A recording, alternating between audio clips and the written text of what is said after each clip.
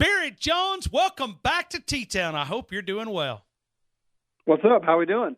Oh, we're celebrating here in T-Town, man. We already crowned the national title. I know. I can already tell there's a lot of complacency treading around up there today. A lot of just overexcitement. A lot of people crowning the champs a little too soon. There's a lot. Didn't you listen to the press conference? There's a lot to get fixed.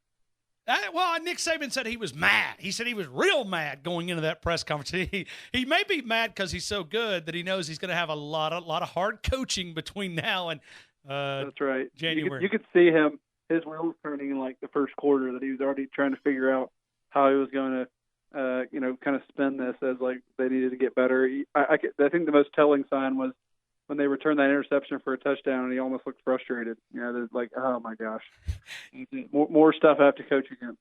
So great point. All right, so Barrett, I want to get caught up, man. It's been a long time since we caught up, and a big off season for you. And it was, and I want you to kind of fill the audience in on the latest with Barrett Jones.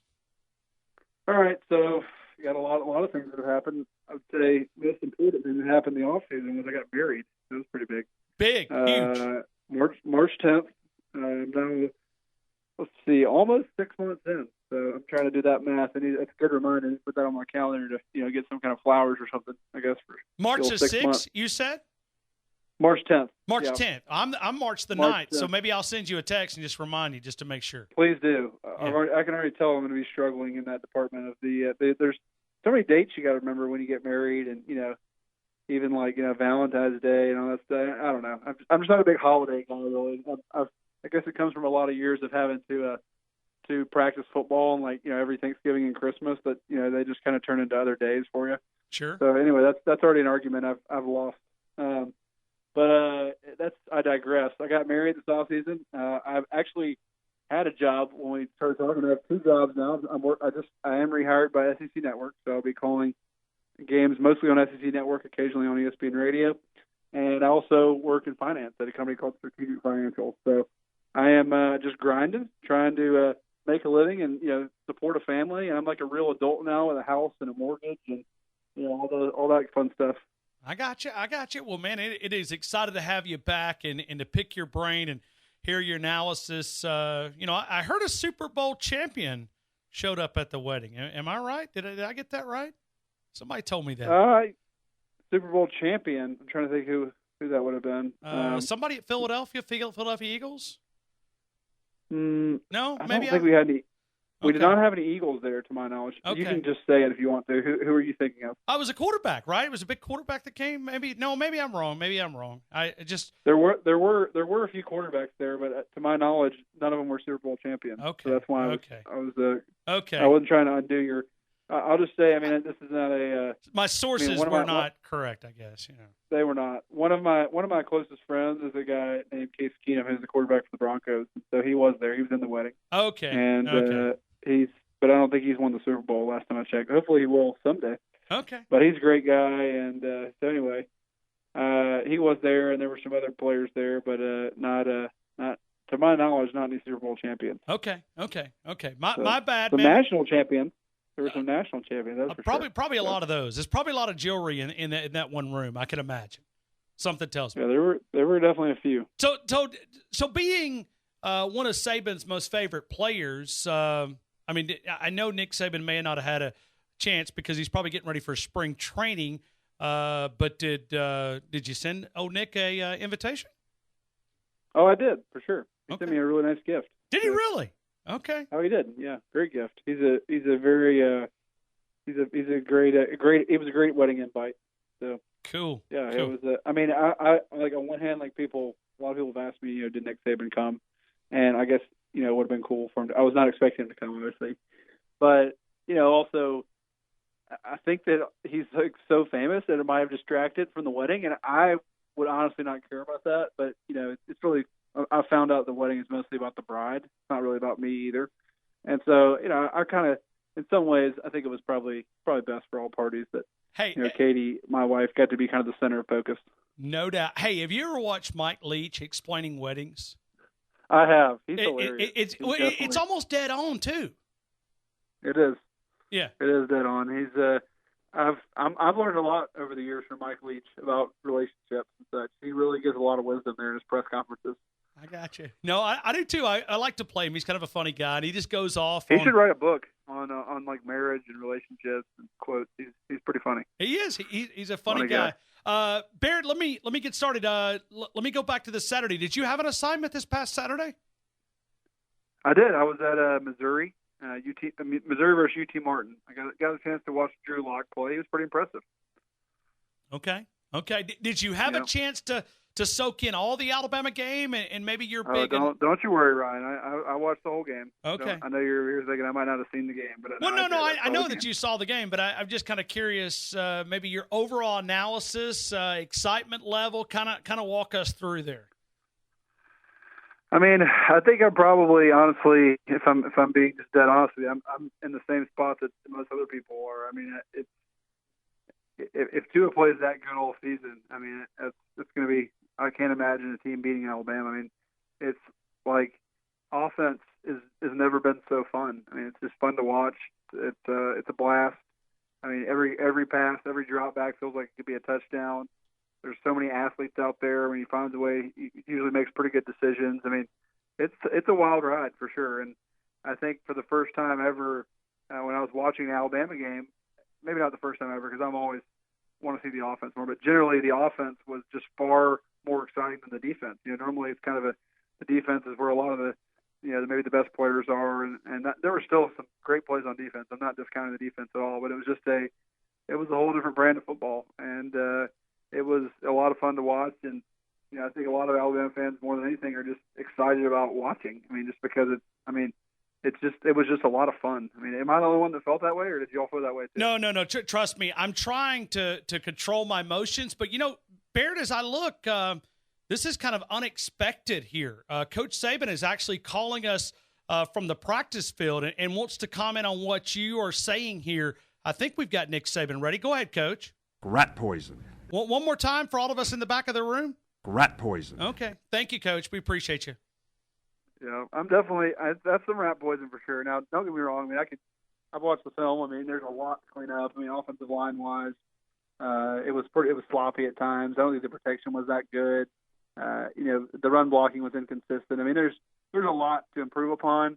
But in some ways, that's the scary thing is that it really wasn't that clean of a game offensively, but it still looked unstoppable. Now, look, we should say Louisville's not that good. I mean, I don't think they're a very good team. So I wouldn't, I think they're they might 7 or 8 win kind of team. So I wouldn't expect them to make any noise nationally. So, but still, there was something that kind of, I think, surpassed all that. And it didn't matter who the team was. You got the feeling that it was honestly, I hate this cliche, but it really was like a video game out there at times. Just the way Tua was running around, slinging it, and just that arm talent is just a blast to watch. I mean, when they put him in with and he made that 3rd and 10 pass with about 15 seconds to go in the first half. I mean, that was about as thrilling of a moment in the regular season as I can remember. So it was a lot of fun to watch, and as you can hear, I'm trying to temper my excitement as well because it is fun, and now I'm supposed to be a professional and an SEC analyst and everything. But I'm glad that no one was around me when I was watching that game because I was having a lot of fun just enjoying watching some great offense. Yes, so was I, and I'm glad I didn't choose to go to Orlando. I watched it in the comfortable recliner and jumped up a couple of times and it reacted. A lot of high fives, there's no doubt. Yeah, but I was in Missouri too, so I was actually at a pizza place for a lot of it, and I think all the Missouri people. First of all, I had to ask the person at the pizza place if he would turn one of the 10 TVs off the Cardinals game and turn it on to the Alabama game, and I think he reluctantly agreed. And so everyone was kind of already staring at me and my wife because she went to Alabama as well, and we were high-fiving and getting excited. So we got some judgmental looks, but it was worth it. It was a lot of fun to be there and to experience it. All right, Barrett, and I think you said it just literally 2 minutes ago, is when we look at this team, the opposition is looking at Alabama going, okay, they had 10 penalties, 111 yards. They had all the different kinds of mistakes. And really, when you talk about now a dedicated Nick Saban announcing Tua Tagovailoa would be the starter, as if anybody really needed to hear that, but getting, probably a lot more of the first-team reps and maybe getting even synced in even closer. then you talk about expectations. I mean, it is scary to think about where this team can improve and how good they can really improve from week number 1 to week number 2 or 3 or whatever. It's amazing. Yeah, it was wild. It was, and I think let's just talk about the defense. The defense, I think, played pretty well. Obviously, they have some things to improve upon, but there's a lot of question marks on this defense, particularly in the secondary. And Deontay Thompson, to me, had a huge game and kind of asserted himself. It looks like he's kind of one of the leaders in that secondary. So I was excited about some things I saw there. Quentin Williams, another guy who played well. I think there's obvious names that played well. Mac Wilson, Raekwon Davis, those kind of guys who I think will be there and will make more plays down the stretch. But I was excited to see some of those guys, as you do, people would step up and make plays, and they did. And so I think it's definitely and let's not forget too, probably one of the an addition that maybe is getting overlooked in all the hype is how exciting and fun special teams was. I mean, Jalen Waddle is an exciting player. I mean, that was just get the ball in that kid's hands more often because he's going to make some special plays. Not only did he catch the bottom of the football on that long pass from Tua, but also just getting that kid out in space and getting him some punt returns. It's going to be a fun year on all three phases. I've asked you this question before, but it's been a while, and I remember some of the analysis, but I don't remember everything. Left tackle, right tackle, blind side for Tua being a left-handed quarterback. Biggest difference, and do you think that could be a problem, with left tackle, right tackle, maybe your strongest offensive line? Kind of help us understand that from your perspective. I think it's gotten less and less of a big deal. I think you see more right tackles kind of getting paid now and playing. People kind of realizing that if you just have one good tackle, it doesn't really do a whole lot of good.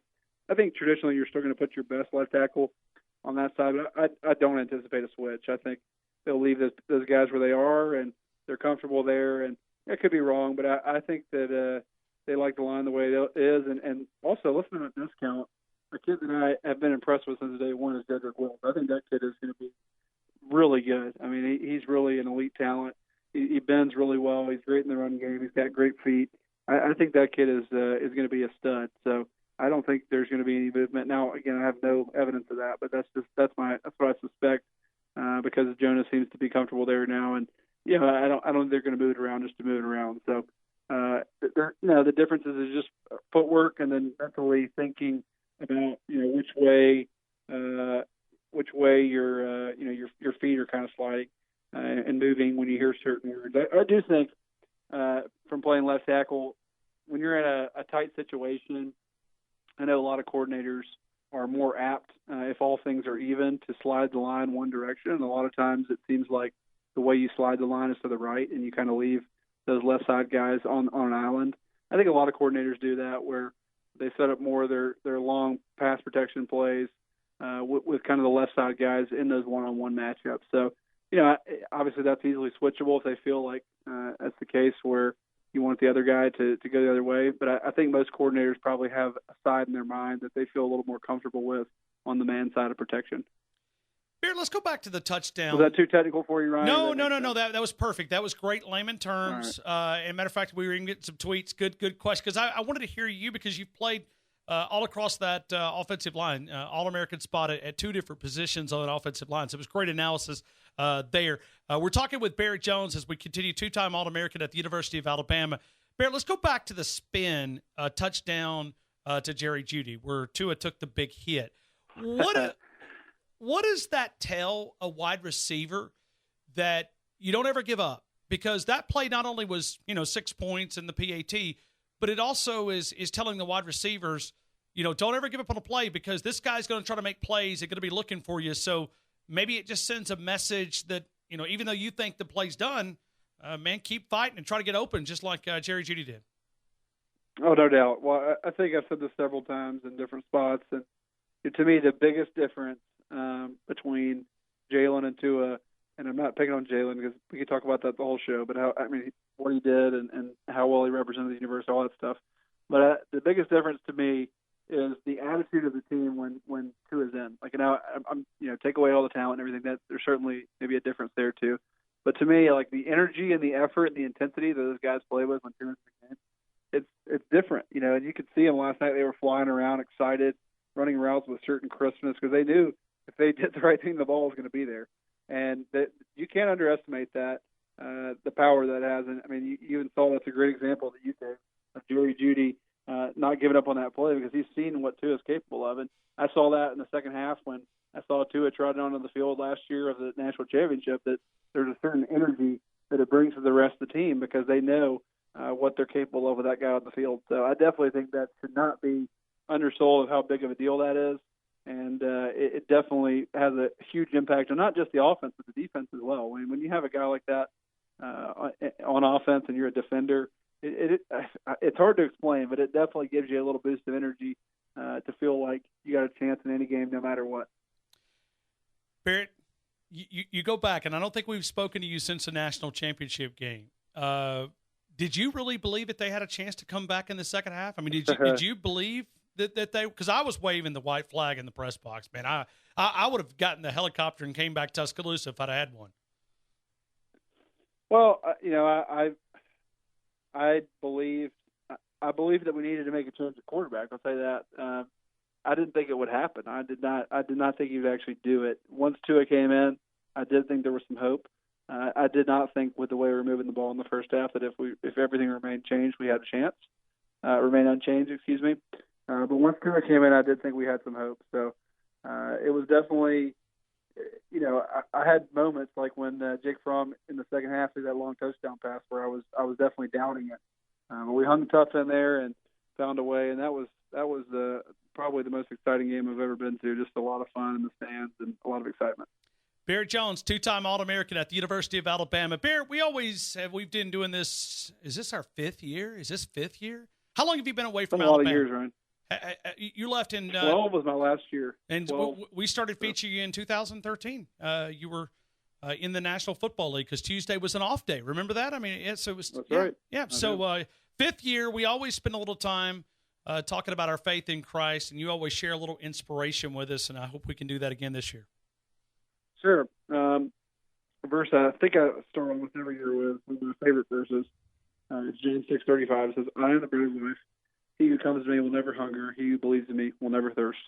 I love this verse. I think it's always a great reminder. It's something I think through and pray about a lot because especially as football season gets going, and football season is so important and exciting, and there's so much to talk about and think about. But you have to remember that it will never satisfy you. And as fun and as exciting as it is, if it's the most important thing in your life and it's what you're living for, then it's going to lead to emptiness and despair. And I know that's depressing to say, but it's true. And I've kind of experienced that before where I really put everything into it and made it my identity and sort of an idol in my life and felt empty. So it's a great thing. It's a lot of fun if it's in its proper place and perspective, and never really to underestimate or forget what's the most important thing in life. And to me, that's your relationship with Christ. And so if that's first in your life and that's really truly who you are and what you look to for your identity and your contentment, then you will feel so much more satisfied in other things because you know where your true satisfaction comes from. Barrett Jones, great inspiration as we get things started here at Analyzing College Football. I appreciate you being part of the show and so happy about the great news this offseason. I've got it written down, March the 10th, the big anniversary. Congrats right, to I'm you. expecting every year a reminder from you, so I will not forget. If I forget my anniversary, Ryan, it's going to be on you. Okay. So just get ready for that. No. I mean, I've programmed it now. I mean, if there's one thing I'm good at is remembering dates. So I've got it, man, forever. Right. March the 10th. I'll send you a text on the night just to make sure that you're covered. Good stuff. All right. Thanks, Ryan. Thanks, Barrett. Have a great week, man.